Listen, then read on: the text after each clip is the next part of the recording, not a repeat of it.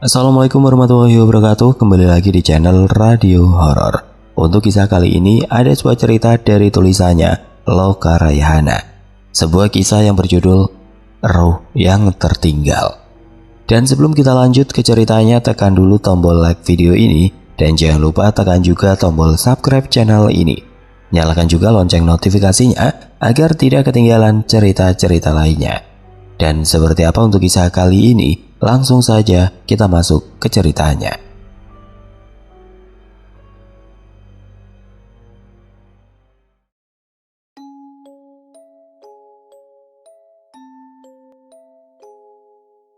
Rudy, pemuda 25 tahun yang lahir dan besar di Jakarta, merasa hidupnya seperti roda yang berputar tanpa tujuan.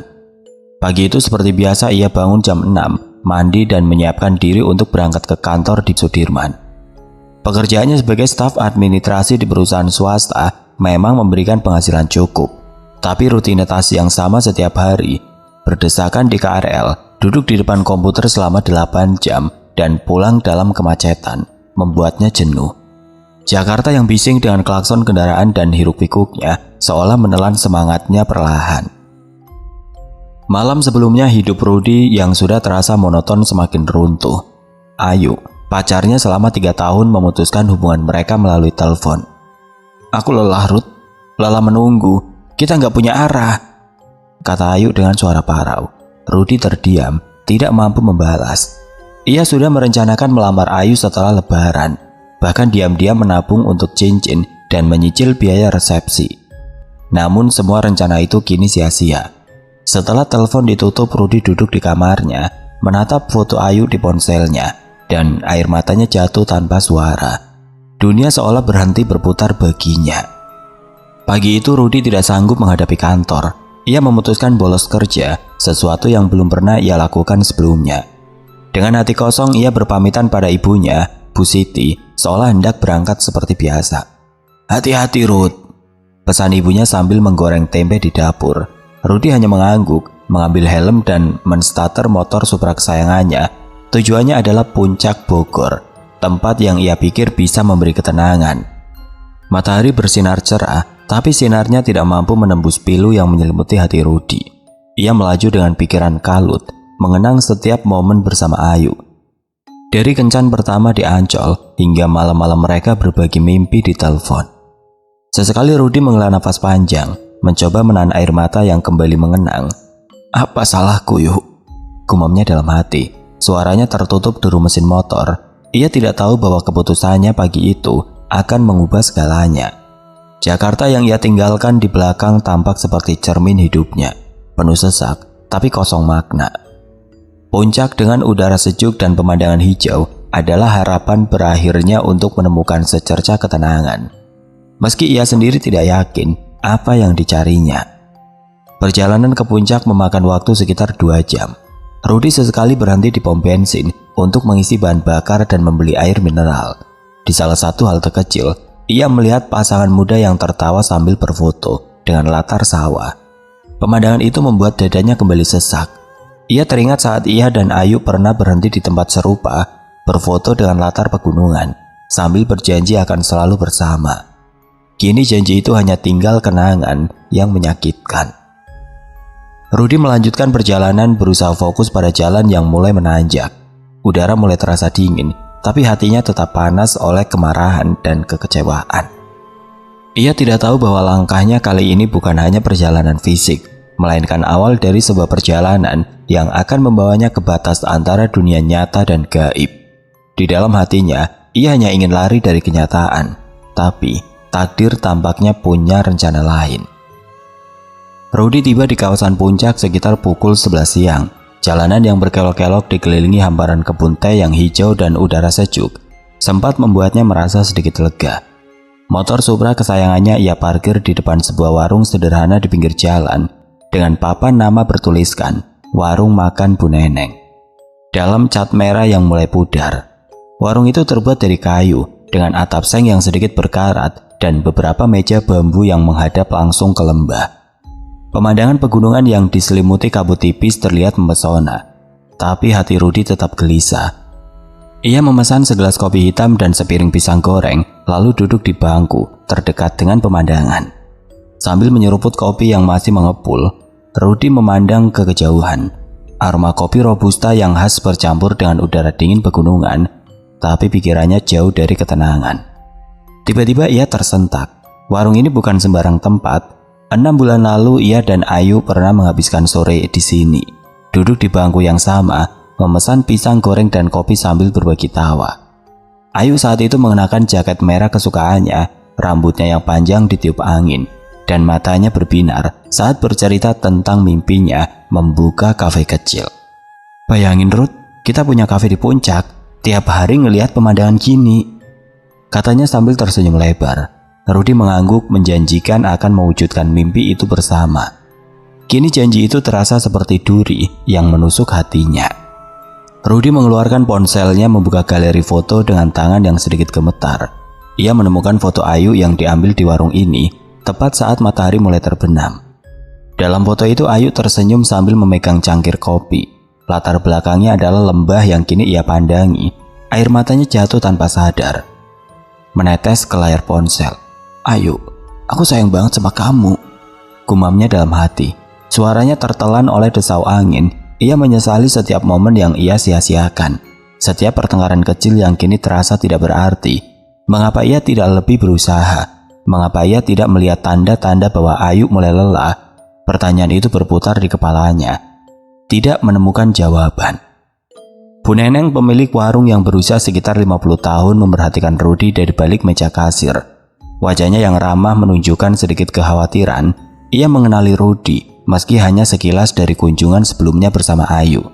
"Mas, udah lama nggak kesini ya? Biasanya sama pacar?" tanya Bu Neneng sambil menyeka meja di dekatnya. Mencoba mencairkan suasana, Rudy tersenyum tipis, tapi matanya tetap tertuju ke ponsel.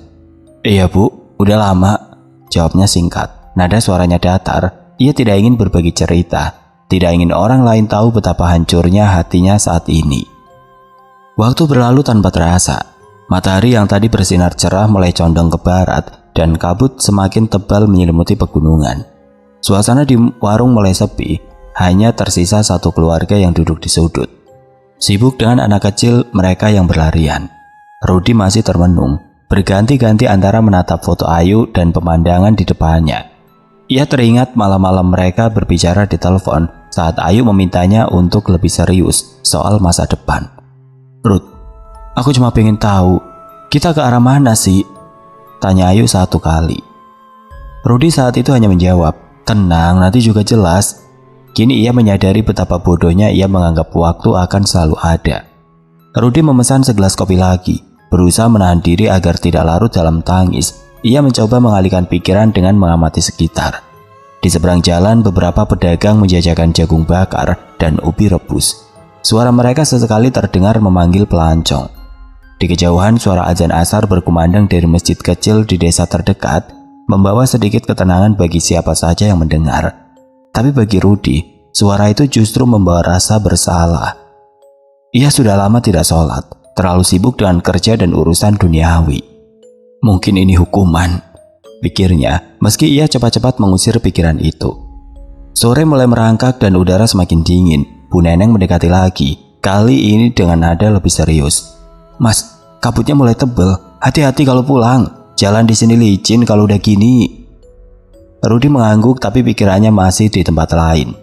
Ia membayar pesanan lalu berjalan ke pinggir warung, menatap lembah yang kini nyaris tidak terlihat karena kabut. Ia mengambil nafas dalam-dalam, berharap udara pegunungan bisa membekukan rasa sakit di hatinya. Tapi semakin ia mencoba melupakan, semakin kenangan tentang Ayu mengikatnya erat. Rudy akhirnya memutuskan untuk pulang.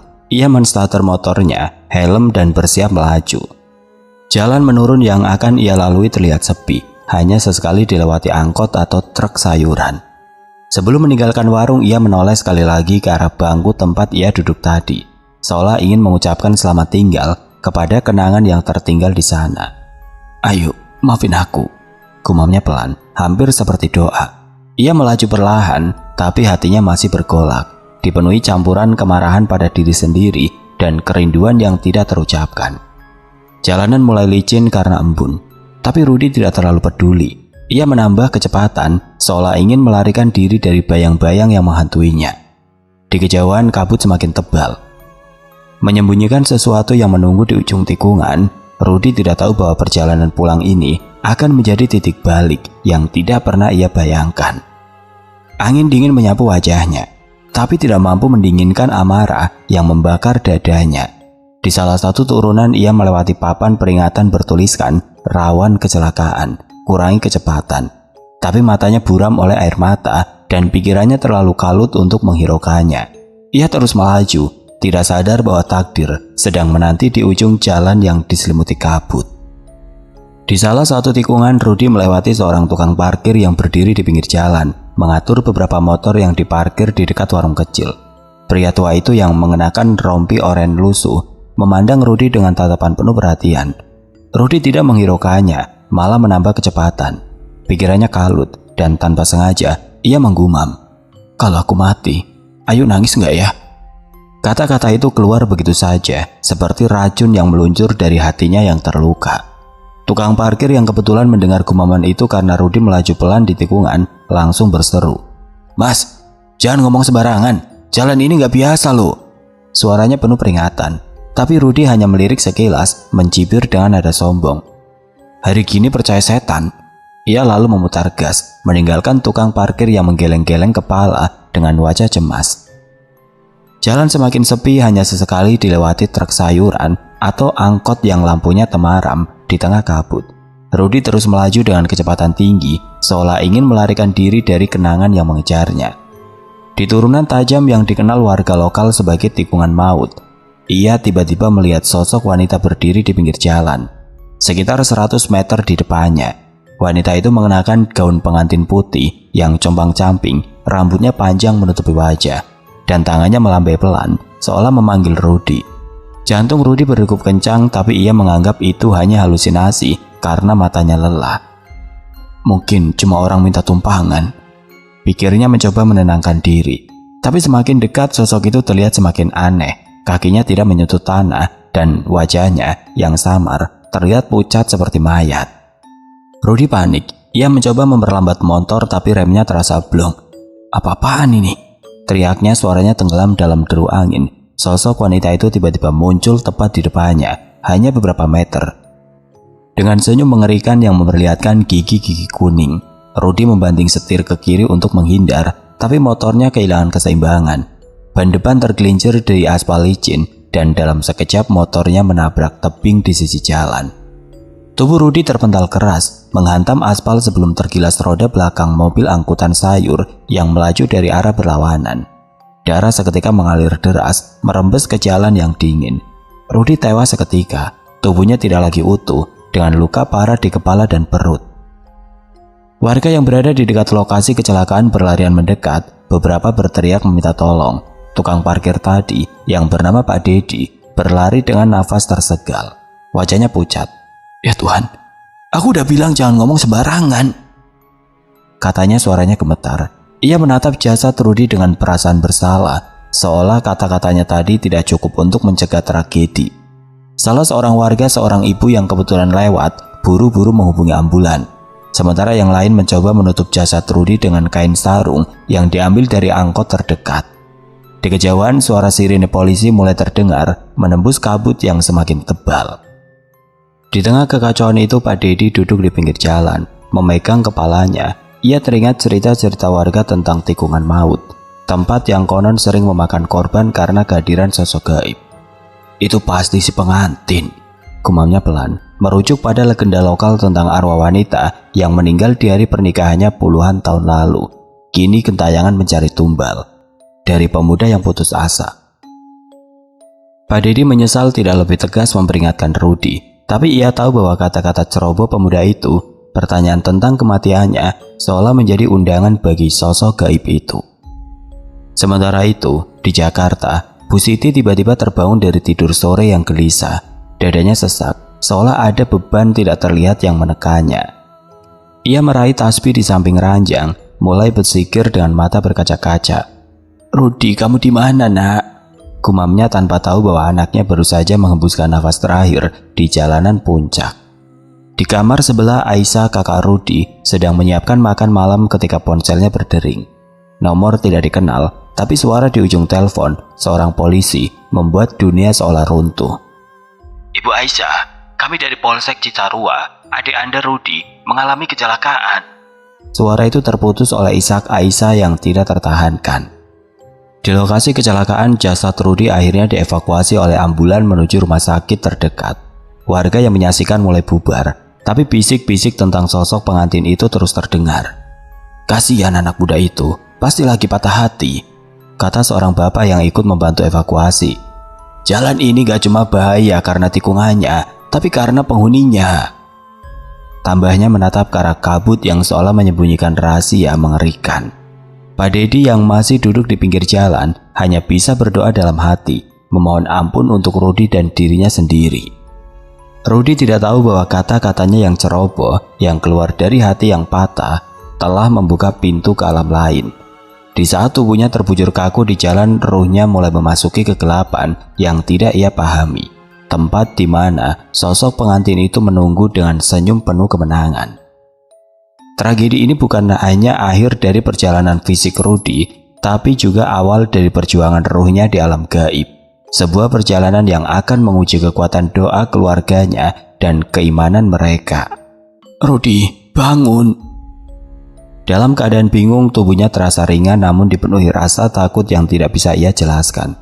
Sekitarnya gelap. Bukan gelap malam yang biasa, melainkan kegelapan yang pekat, seperti menyelimuti segala cahaya. Bau tanah basah bercampur dengan aroma amis yang menyengat hidungnya. Ia berdiri di tengah jalan yang samar, dengan kabut tebal menggantung di udara. Di kejauhan ia melihat sesosok tubuh tergeletak di pinggir jalan, bersimbah darah, dengan motor Supranya ringsek di dekatnya.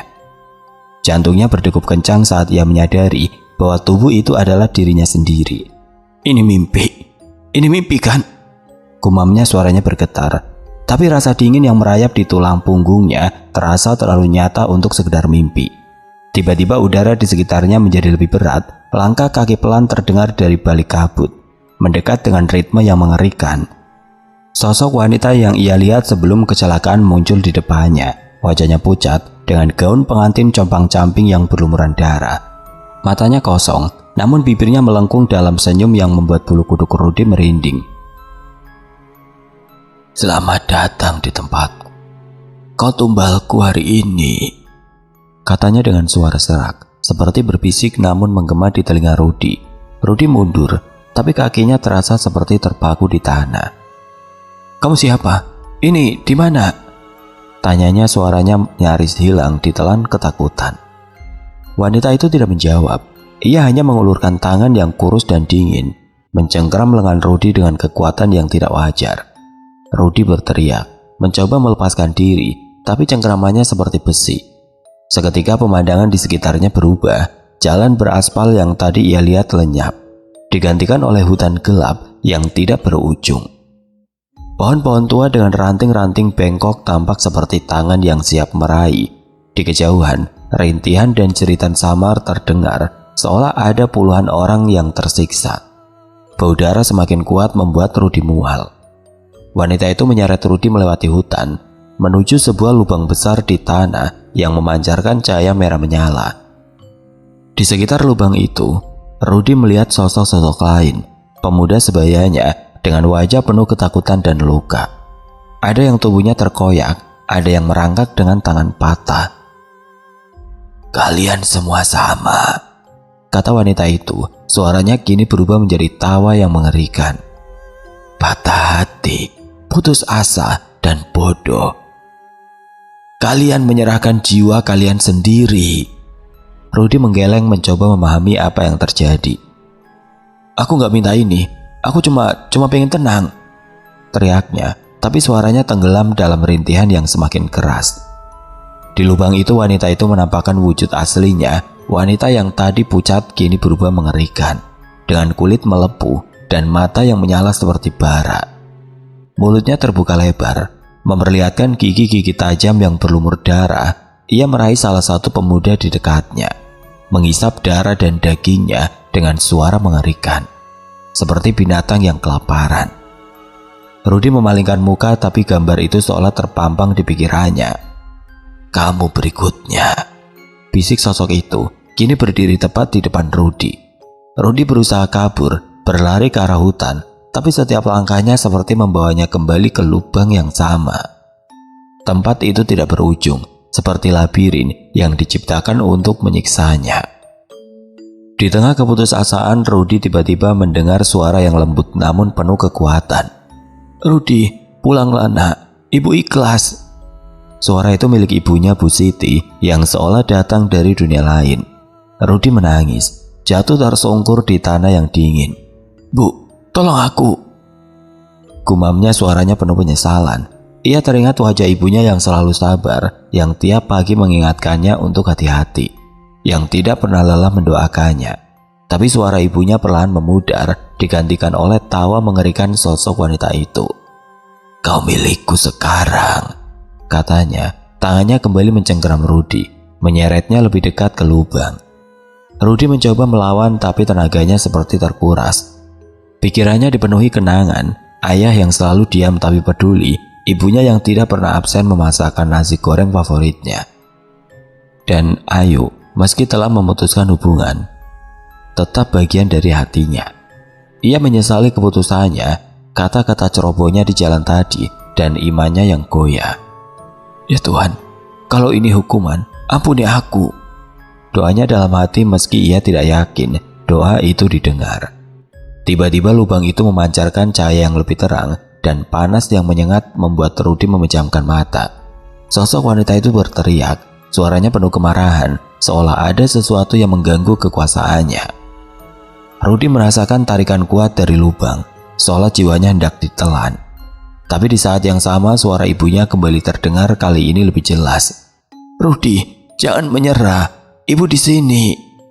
Rudi membuka mata dan untuk sesaat ia melihat bayangan ibunya berdiri di kejauhan dengan wajah penuh kasih. Tapi bayangan itu lenyap dan kegelapan kembali menyelimutinya. Di alam gaib itu Rudi tidak tahu waktu. Setiap detik terasa seperti siksaan abadi. Sosok-sosok lain di sekitarnya terus merintih. Beberapa memanggilnya dengan suara yang penuh keputusan. "Jangan lawan, sia-sia," kata salah satu dari mereka. Wajahnya nyaris tidak dikenali karena luka. Tapi Rudi tidak bisa menyerah. Ia terus berdoa. Meski suaranya lemah, berharap ada keajaiban yang bisa menyelamatkannya. Di lubuk hatinya ia tahu bahwa apa yang ia alami bukan sekedar mimpi, melainkan konsekuensi dari kecerobohannya, dan mungkin ujian dari Tuhan yang masih memberinya kesempatan. Sementara itu di dunia nyata, tubuh Rudi terbujur kaku di pinggir jalan, dikelilingi warga yang berusaha membantu.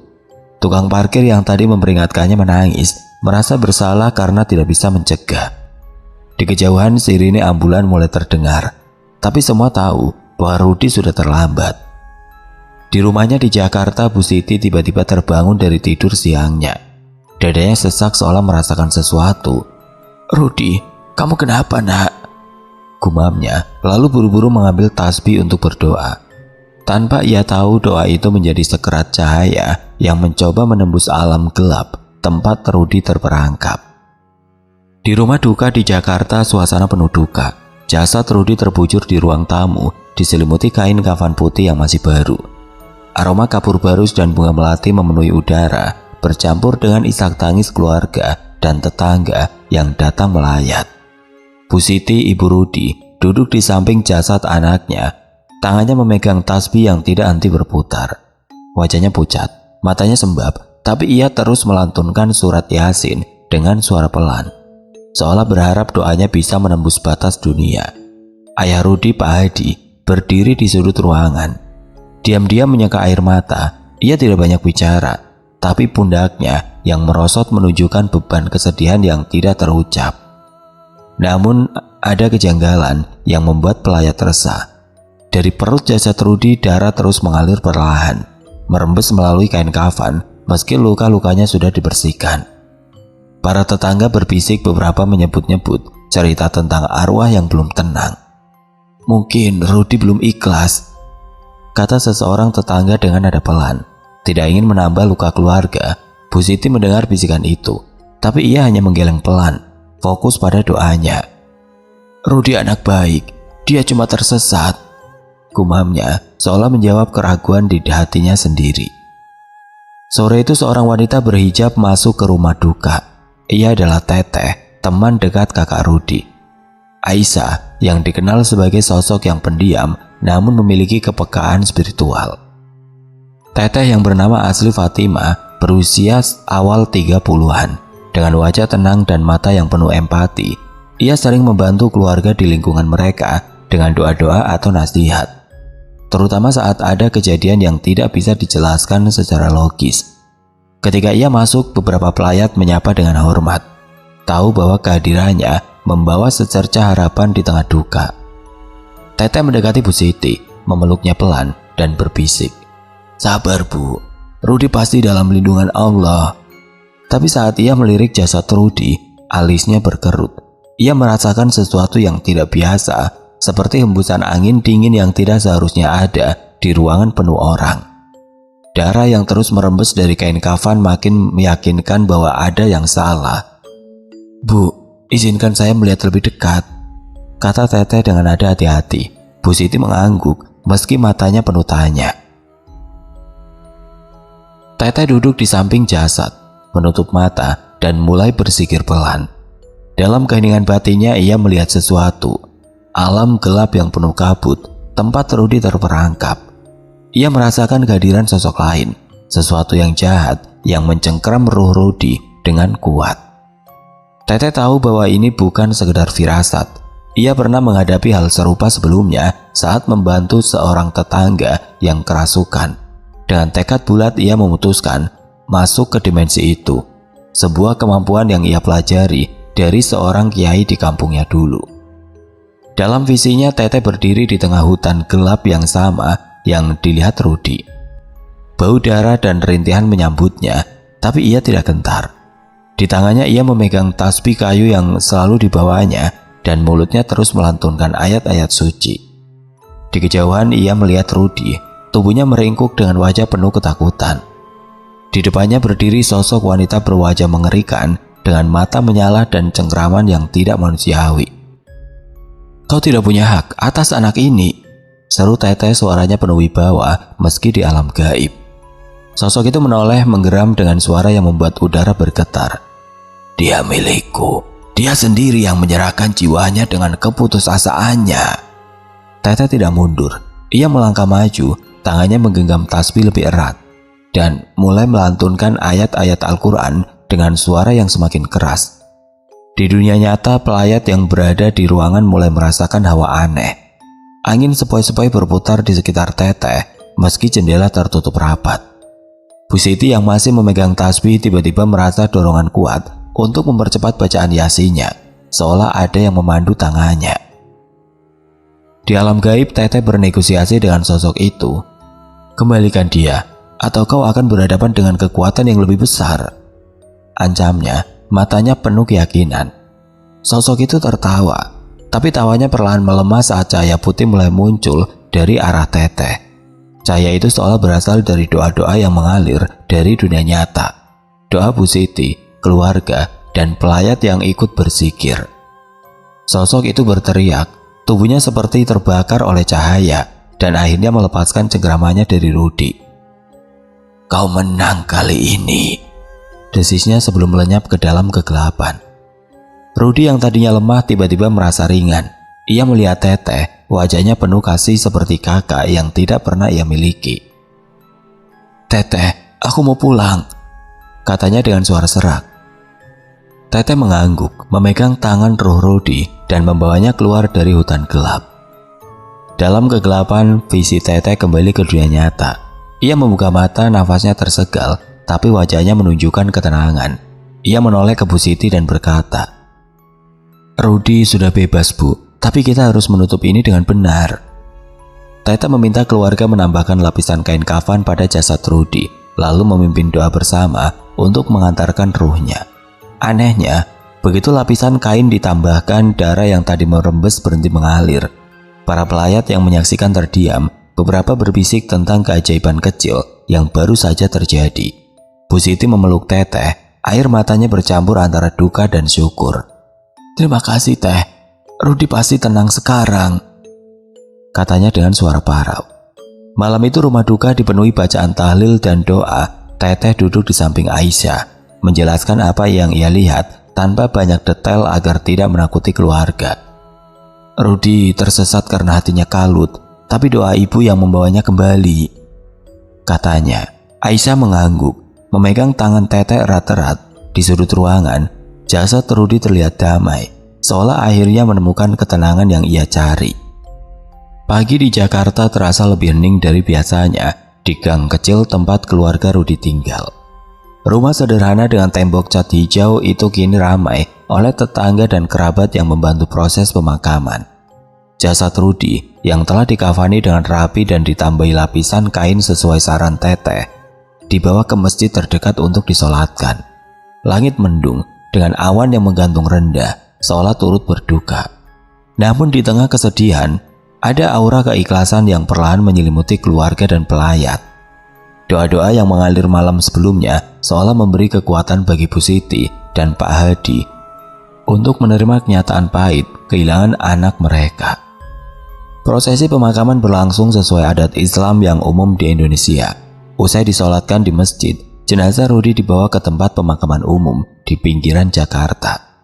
Jalan menuju pemakaman dipenuhi iring-iringan motor dan mobil, dengan beberapa tetangga berjalan kaki sambil melantunkan tahlil. Di tengah kerumunan, Bu Siti berjalan di samping Aisyah, kakak Rudi, yang memegang tangan ibunya erat. Pak Hadi memimpin iringan, wajahnya tetap teguh meski matanya berkaca-kaca. Teteh juga hadir, berjalan di belakang dengan tasbih di tangan, memastikan tidak ada gangguan gaib yang mengusik prosesi suci ini. Di pemakaman, lubang makam sudah disiapkan oleh petugas. Bau tanah basah menyapa hidung para pelayat saat jasad Rudi diturunkan dengan hati-hati. Seorang ustadz dari masjid setempat memimpin doa.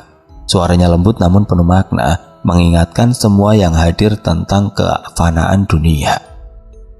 Kita semua akan kembali kepadanya, katanya membuat beberapa pelayat menunduk, merenungi hidup mereka sendiri. Bu Siti menaburkan bunga melati ke dalam makam. Tangannya gemetar tapi penuh keikhlasan. Rudi, ibu ikhlas nak. Semoga kamu tenang di sisi Allah, gumamnya. Suaranya nyaris tidak terdengar di tengah isak tangis. Setelah makam ditutup dan ditaburi tanah, Teteh mendekati Aisyah dan keluarga. Dengan nada pelan, ia menjelaskan apa yang terjadi malam sebelumnya. Tentu saja dengan bahasa yang mudah dipahami agar tidak menakuti. Rudi sempat tersesat, Ais. Hatinya kalut karena banyak beban. Tapi doa ibu, doa kalian semua yang membawanya kembali ke jalan yang benar. Ruhnya sekarang tenang. Aisyah mengangguk, air matanya mengalir lagi. Teh, apa Rudi tahu kita sayang dia? Teteh tersenyum lembut, memegang pundak Aisyah. Dia tahu, Ais. Dia melihat kalian sebelum pergi. Di alam ruh, Rudi memang melihat keluarganya dalam dimensi yang tidak bisa dijangkau akal manusia. Ia berdiri di samping makamnya, tubuhnya ringan seperti angin. Ia melihat ibunya yang tabah, ayahnya yang diam-diam menangis, dan Aisyah yang berjanji akan menjaga orang tua mereka. Di sampingnya ada Teteh yang wajahnya penuh kasih seperti malaikat penolong. Rudi merasa damai, sesuatu yang tidak pernah ia rasakan selama kegalauannya di dunia. Maafin Rudi, Bu. Ya, Ais, bisiknya dalam hati, meski ia tahu suaranya tidak akan terdengar. Ia juga melihat bayangan Ayu di kejauhan. Wajahnya penuh penyesalan, tapi Rudi hanya tersenyum tipis. Ia sudah ikhlas, tidak lagi terikat oleh luka masa lalu. Malam itu setelah pemakaman selesai, Teteh duduk di ruang tamu rumah keluarga Rudi. Beberapa tetangga masih ada, membantu membersihkan atau sekedar menemani. Di sudut ruangan, Bu Siti membuatkan teh manis untuk Teteh, tanda terima kasih yang sederhana namun tulus. Tiba-tiba Teteh merasakan kehadiran lain, bukan sosok jahat, melainkan sesuatu yang lembut. Dalam batinnya ia mendengar suara yang asing namun penuh rasa syukur. Itu adalah Korin Rudi, makhluk yang menemani manusia sepanjang hidupnya, yang kini berbicara kepadanya. Terima kasih manusia baik. Rudi sudah tenang. Dia belajar bahwa kegalauan dunia tidak boleh mengalahkan iman, kata Corin itu. Teteh hanya tersenyum kecil, tidak menceritakan pengalaman itu kepada siapapun. Corin Rudy juga berbagi kisah perjalanan rohnya sebagai pelajaran bagi Teteh dan mungkin bagi mereka yang masih hidup.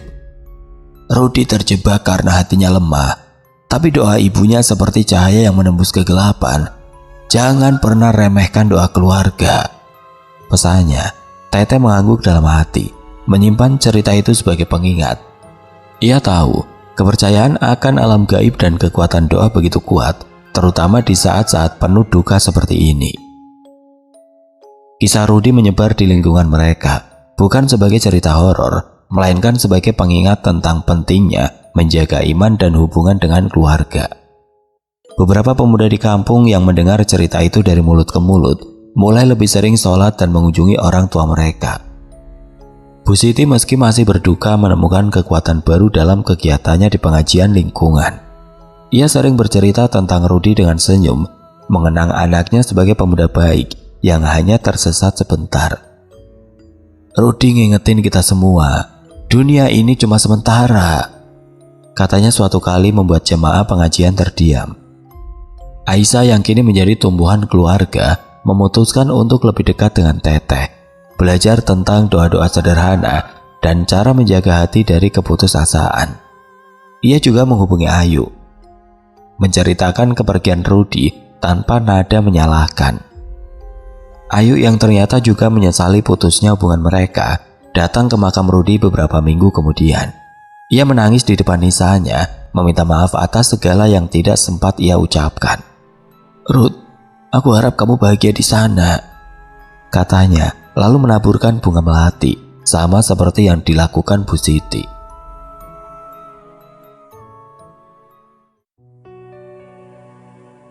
Oke teman-teman, sekian untuk kisah kali ini. Bagaimana menurut kalian tentang kisah ini? Tulis komentar kalian di kolom komentar.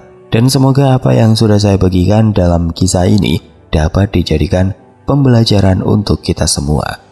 Dan buat teman-teman yang baru bergabung, jangan lupa untuk like, komen, share, serta subscribe channel ini. Dan jangan lupa nyalakan juga lonceng notifikasinya agar tidak ketinggalan cerita-cerita lainnya. Dan akhir kata, wassalamualaikum warahmatullahi wabarakatuh.